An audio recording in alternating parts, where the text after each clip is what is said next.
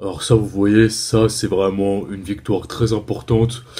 Bon, évidemment, il reste énormément de choses à jouer, hein. Je crois que c'était que la 14e journée de Liga pour le FC Barcelone. Je crois que le Real Madrid a joué un match de moins, si je ne m'abuse, hein. Donc le Barça prend 5 points d'avance sur le Real Madrid. Donc du coup, si c'est ce que je viens de dire, si c'est vrai, alors potentiellement ça ferait que entre guillemets 2 à la suite du match que le Real Madrid doit encore jouer, s'il le gagne évidemment. Donc évidemment rien n'est fait, évidemment il reste énormément de choses à jouer, en plus tout va être, c'est particulièrement particulier cette année puisque voilà la saison va être entrecoupée avec la Coupe du Monde, bah d'ailleurs c'était le dernier match avant cette dernière, donc il y a en quelque sorte deux saisons en une, donc évidemment ça ne veut rien dire, cette victoire ne veut absolument pas dire que le Barça va gagner, mais à voir, voilà, si d'aventure le Real Madrid venait à perdre son match en retard, et que du coup ça voulait dire que le Barça aurait 5 points d'avance, et on ne sait jamais, imaginez que le Barça gagne le match retour, le Classico retour, et ça ferait 8 points d'avance, ce serait de très bonne augure, en tout cas de bonne augure pour gagner cette Liga, d'autant plus que le Real Madrid va lâcher forcément des plumes en Ligue des Champions, ce qui ne sera pas le cas du Barça qui évidemment est éliminé, même si le Barça a totalement des chances d'aller loin. Alors après, il faut quand même déjà passer Manchester United, qui était peut-être le pire tirage pour les 16e de finale pour les barrages. Bref, il y a énormément de choses à dire, etc. Mais en tout cas, ce qui est sûr, c'est que cette victoire-là, mentalement, même si c'est au niveau timing, c'est un petit peu bête, parce que comme je viens de le dire, la Coupe du Monde qui arrive, c'était le dernier match, et donc du coup, bah, niveau dynamique, ça va complètement casser le truc, etc. Et il va falloir repartir sur une toute nouvelle à la suite. Bah, en termes de confiance, franchement, c'était très important de gagner ce soir parce que, avec notamment l'exclusion de Lewandowski, on y va y revenir.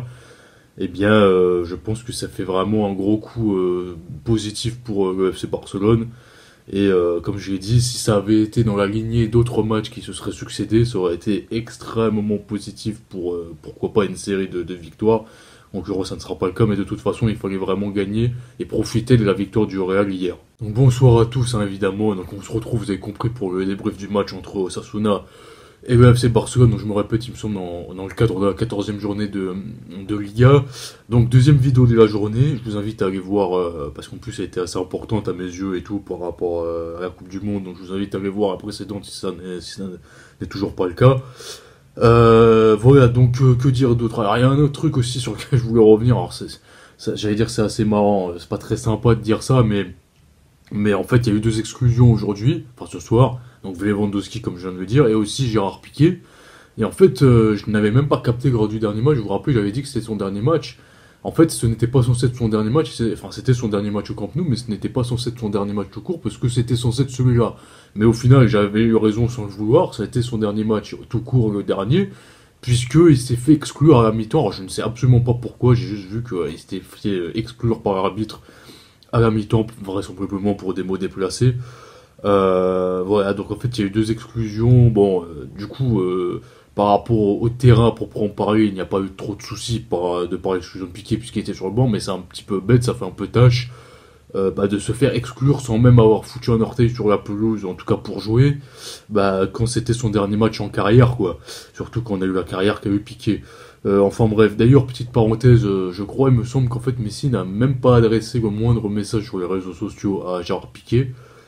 Ce qui pourrait confirmer les dernières tendances qui laissaient penser qu'apparemment il y avait eu un coup de front entre les deux, parce que vous savez, apparemment Piqué aurait fait comprendre à Messi qu'il était prêt à faire un effort financier pour l'aider à rester. Au final, il se serait avéré, d'après certaines rumeurs, que c'était faux, etc., etc. Bon, c'est une parenthèse, hein. Mais quelque part, l'absence, le silence de Messi laisse sous-entendre cela, qu'il y aurait un petit froid entre les deux, puisque vu l'entente qu'il y avait entre ces deux légendes du Barça, les années qu'ils ont passées ensemble, etc., je pense que Messi aurait forcément écrit un petit truc, ce qui n'a pas été le cas. Donc, enfin bon, bref. Voilà, mais donc du coup, au final, sans le vouloir, j'avais eu raison la dernière fois. Eh oui. Alors écoutez, pour revenir au match à proprement parler, ça a été vraiment un match particulier dans la mesure où Lewandowski est sorti très très tôt. Il y a eu deux faits de jeu qui sont arrivés extrêmement tôt dans le match. Le premier, c'est le but d'Osasuna qui est arrivé, j'ai eu peur que voilà, à la 6ème minute, donc extrêmement tôt. Et le second fait vraiment majeur, c'est l'exclusion de Lewandowski pour une accumulation de deux cartons jaunes à la 30e minute de jeu. Donc à 30 minutes de jeu, il s'est pris deux cartons jaunes. Alors le premier, je ne me rappelle pas exactement à quoi c'était dû. Il me semble que c'était une faute d'anti-jeu. Et déjà, je m'étais dit, ah, c'est bizarre que Lewandowski se prenne un jaune à ce moment-là. Et le second, du coup, à la 30e minute de jeu, là, pour le coup, le premier, je me rappelais pas très bien, mais le deuxième, honnêtement, on ne peut rien dire. Parce qu'il met une sorte de coup de coude, et en plus, ça avait l'air plutôt volontaire à première vue, quoi. Aux joueurs d'Osasuna. Donc le deuxième, il n'y a rien à dire. Le premier, je me rappelle pas, pour être très honnête avec vous. Mais je suppose que c'était plus ou moins... Après, je pense que ça ne fera pas énormément parler, puisque le Barça a gagné, mais si le Barça avait perdu, ou fait match nul, ça aurait peut-être fait davantage parler, mais en tout cas, le deuxième, il n'y a rien à dire, ça c'est sûr. Donc, si le premier avait été mérité, on ne peut pas vraiment dire quoi que ce soit par rapport à l'exclusion de Lewandowski. Mais voilà, ça a rabattu beaucoup de cartes. Disons que, paradoxalement, j'ai l'impression qu'Osasuna était presque mieux avant que Lewandowski se fasse exclure. Déjà, ils ont marqué leur but avant, comme je viens de vous dire. Mais surtout, même en termes de dynamique, j'ai l'impression que Osasuna a un petit peu baissé de régime, enfin dans le sens où ils n'ont pas appuyé sur accélérateur là où ils auraient dû le faire, puisqu'ils étaient en supériorité numérique, ce qui leur aurait permis même de marquer plus d'autres buts et d'assurer quelque part la victoire, parce que s'ils avaient mis un ou deux ou trois buts de plus, même si c'était pris un ou deux, ça aurait été suffisant pour gagner derrière. Et le Barça, lui, a eu la réaction totalement inverse qui était vraiment celle à avoir, à adopter, puisque quelque part ils se sont dit on est en infériorité numérique, donc si on veut vraiment gagner le match, il va falloir mettre le pied sur l'accélérateur, comme je veux dire, redoubler d'intensité et d'envie, ce qu'ils ont réalisé, et au final ça a payé puisqu'ils ont gagné, et Osasuna a tout perdu en quelque part dans l'histoire, et quelque part ils ne peuvent vraiment s'en prendre qu'à eux-mêmes, hein, du coup. Donc, le premier but d'Osasuna, comme je vous dis, enfin le seul d'ailleurs, est arrivé à la 6ème minute, donc ça a émané d'un corner qui était frappé de la droite, et Zubaria a placé une tête magnifique qui a pris Ter Stegen à défaut sur son côté gauche pour amener le score 1-0 dès ce moment-là. Et c'était mérité parce que juste avant, ils ont eu, je crois, genre une action avant le but, ils avaient déjà eu une énorme occasion de marquer déjà. C'était avec une grosse frappe de Moncayola qui est passé juste à côté du but de Ter Stegen. De ce fait, on a eu une première mi-temps avec une assez faible intensité, peu d'occasions.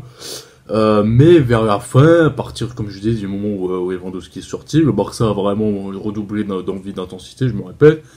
Et de ce fait, quelque part, à la fin de la mi-temps, on sentait que le Barça était vraiment capable de revenir. D'ailleurs, pour preuve, Ferran Torres a mis un but hors jeu juste avant la mi-temps. Je crois que je l'ai capturé, peut-être même que vous allez la voir. Parfois, j'évite pour des questions de droit d'auteur, etc. Mais il y a moyen que je vous le mette. Du coup, les efforts ont été récompensés dès la reprise à la 48e minute où Alba a adressé un centre parfait à terre pour Torres. Qui a buté. Et ensuite, du coup, c'est revenu sur Pedri. Et Pedri, lui, a marqué un but, vraiment une frappe pas facile du tout à mettre parce qu'il avait un angle vraiment fermé. Il y avait les défenseurs qui étaient repliés du côté d'Osasuna. Donc il avait un petit trou de souris où il fallait placer le ballon pour que ça finisse au fond des filets. Ce qu'il a réalisé, il a vraiment frappé le ballon dans la zone où il le fallait pour que ça fasse but. Et c'est ce qu'il a fait. Puis ça a permis au Barça d'égaliser, de revenir au score juste après la reprise, comme je vous ai dit. Et là, on a eu du coup paradoxalement une seconde mi-temps un peu plus intense que la première, avec plus d'occasions, notamment à la 68e minute avec la frappe d'Avila qu'il a réalisé, a été excentré côté gauche quasiment en position de corner, un peu plus excentré à droite évidemment, mais pas si loin, et puis il a envoyé une frappe enroulée. Ter Stegen a été sorti de ses camps de quelques mètres, et en fait il a failli se faire surprendre comme ça. Il a sorti le ballon du bout des gants comme ça en recul, en ayant le temps vraiment de reculer au dernier moment. Mais Avila avait vraiment vu ça à temps, et si lui, pour le coup, Ter Stegen n'avait pas réalisé ce mouvement, ce replacement à temps, ça aurait fait but, et ça aurait été vraiment bête, parce que ça aurait été un but assez, pas gag, mais vraiment évitable, et ça aurait permis vraiment à Osasuna de revenir, de repasser devant plutôt. Et après, on ne sait pas, peut-être que le Barça aurait perdu, notamment sur cette occasion derrière. Mais bon, on sentait quand même le Barça capable de revenir, notamment 5 minutes plus tard, parce qu'après une bonne récupération de Baldé, il a lancé Dembélé qui a réalisé un rush de 40 mètres, mais après il a complètement dévissé sa frappe. Je crois que vous voyez très bien de laquelle je parle. Si vous avez eu le match, de toute façon, Dembélé qui, à son accoutumé, est omniprésent, touche énormément de ballons, énormément d'occasions, mais il a énormément de déchets, et il est vraiment très peu efficace si on prend son ratio entre le nombre de ballons qu'il touche, le nombre d'occasions qu'il crée, et le nombre de percées qu'il réalise au cours des matchs. Et sa proportion de buts, forcément, il marque beaucoup parce qu'il se procure énormément de ballons, d'occasions de buts. Mais son ratio est extrêmement mauvais. Et si vraiment il bossait sur son efficacité, vous voyez, par exemple, j'avais eu cette discussion avec mon papa. Mais disons qu'on avait cette discussion par rapport à Mbappé et Dembélé. Et en fait, lui-même, il me disait que selon lui, Dembélé avait au moins autant de talent de base, de potentiel que Mbappé. Mais la différence, c'est que Mbappé est beaucoup plus efficace. Et si Dembélé, alors que pour lui, il est même meilleur dribbleur, et ça s'entend vraiment que Dembélé soit meilleur dribbleur que Mbappé, avec au moins autant de potentiel et presque autant de vitesse, mais le truc, c'est qu'il est beaucoup plus brouillon, il concrétise beaucoup moins les occasions qui se créent, et il est beaucoup plus maladroit dans les derniers gestes notamment, et de ce fait, si vraiment il avait la justesse technique dans les derniers gestes notamment que Mbappé, bah, il aurait les mêmes stats que Mbappé parce qu'il se crée quelque part autant d'occasions, mais c'est juste qu'il fait tellement n'importe quoi très fréquemment à la fin que quelque part il gâche ses dernières alors qu'il s'en procure parfois même des dizaines par match. Et si juste il aurait concrétisé 20%, ça finirait à chaque fois avec des doublés à l'instar de Kylian Mbappé quelque part. Bon, même Osasuna s'est procuré une très bonne occasion vers la 78e minute, juste avant que à peu près au moment où Rafinha est rentré d'ailleurs, juste avant qu'il marque peu de temps après. Je crois que c'était Kike Garcia qui a fait un petit filet excentré côté gauche. Il était dans un angle assez fermé, mais je pense qu'il pouvait quand même mieux faire. Donc vraiment, ça a été une seconde mi-temps vraiment ouverte et il y a eu des occasions de part et d'autre. Mais voilà, à la 85e minute, comme je vous ai dit, genre 7-8 minutes après son entrée en jeu, Rafinha a marqué un but mais extraordinaire pour le but dans sa globalité, parce que tout a été merveilleusement réalisé et magnifique. Ça part d'une sublime ouverture de De Jong dans la profondeur, et puis Rafinha reprend, je crois, instantanément en une touche de balle, mais de la tête, une tête lobée, qui vient tromper le gardien de Osasuna, qui était un peu avancé à l'instar de Tertullian tout à l'heure, mais encore plus, parce que là, il a vraiment lobé de la tête. Tout était merveilleux, parce que l'ouverture comme ça, presque instantanément, et puis la reprise... vraiment en une touche comme ça, puis tu vois, une tête presque plongeante et lobée à la fois. C'était vraiment un but merveilleux, et ça vient concrétiser les efforts du FC Barcelone, et c'est d'autant plus joli dans le sens où ça arrive à un moment, à 10 minutes de la fin du match, et à un moment très important quand même, alors même si on est encore une fois tôt dans le championnat, mais un moment qui peut avoir son importance, et un moment où le Barça joue quasiment depuis 1 heure avec un joueur en moins. Et tu réalises cela dans un match compliqué, le dernier avant la Coupe du Monde, où tu veux évidemment pas te blesser. De l'autre côté, Osasuna, ils n'ont quasiment, vraisemblablement, voire aucun internationaux. Ils jouent à domicile, donc ils donnent quelque part un peu leur vie. En tout cas, ils se donnent énormément. Et Osasuna, cette année, je crois qu'ils sont 5e, si je dis pas de bêtises. Donc une très belle équipe cette saison, un peu à l'instar de, par exemple, de Lorient contre le PSG la dernière fois. Souvent, ce sont des équipes du bas de tableau, vraiment vers la dernière place. Et là, ils sont dans les 5 à peu près premiers, donc qui proposent un très beau jeu cette saison, comme le traduit leur classement, leur position dans le classement. Donc voilà, et vraiment le Barça qui réussit à grappiller ces 3 points, pour moi c'est une victoire vraiment importante ce soir, assez symbolique pour tout ce qu'on a dit. Ouais, je vais pas me répéter, je le fais déjà suffisamment, mais en termes de timing et tout, de scénario, du fait que c'est une équipe quand même joueuse à domicile qui va donner sa vie et qui n'a rien à perdre par rapport au fait que, notamment par rapport à la Coupe du Monde, dont leurs joueurs ne vont vraisemblablement pas jouer. Donc pour ça, vraiment, pour tout ça, c'était vraiment très très beau. Donc félicitations au Barça, et c'était très important de prendre les 3 points, et ça va être vraisemblablement utile quand on fera les comptes à la fin de la saison.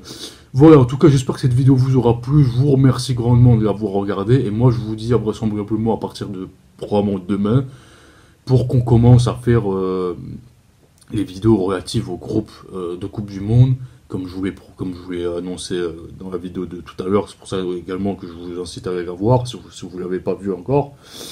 Et voilà, et pour qu'on reprenne chacun des groupes et tout ça, voilà, c'était le dernier match du Barça encore une fois. Le PSG, je crois qu'ils ont encore un dernier match, et puis après ça sera la Coupe du Monde. Enfin, il y aura peut-être une petite semaine pour chaque équipe nationale pour se remettre un peu dans le bain. C'est le minimum syndical, normalement c'est beaucoup plus que ça, hein, qu'une semaine. Là, bon, je me demande même si c'était pas un mois d'habitude, là ça sera une semaine, ou c'était au moins 2-3 semaines avant, facile quoi. Bon bref. Donc quelque part évidemment ils ont besoin de ça, ils vont pas arriver direct en Coupe du Monde alors qu'ils ont même pas un jour de remise en forme entre eux, d'automatisme, etc. Ce n'est pas possible, donc c'était le minimum syndical encore une fois. Voilà, donc écoutez, on s'arrête là, je vous souhaite une excellente soirée si vous regardez à ce moment-là, ou une excellente journée si c'est demain dans la journée. Et je vous dis à vraisemblablement demain pour tout ça du coup. Un énième merci et à bientôt du coup. Au revoir.